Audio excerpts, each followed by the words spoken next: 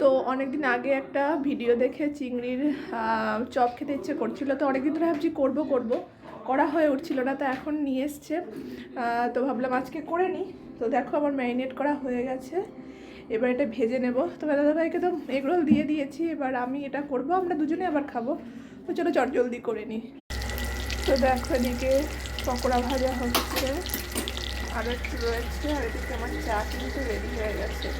Liquor চার সাথেই খাবো, কারণ দুধ চা খেলে এমনি ভাজা পোড়া খেলে গ্যাস হয়, আবার দুধ চাতে তো আরও গ্যাস হবে, জন্য দুধ চাটা খাবো না, বা কফিও খাবো না তার সাথে, এই লিকার চার সাথে এটাই খাবো।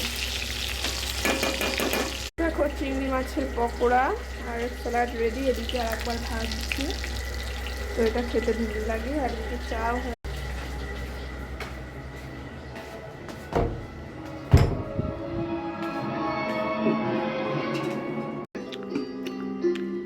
कि कब तुमने अपने परिवार का जीवन बर्बाद कर दिया, मैं पता ही नहीं चला।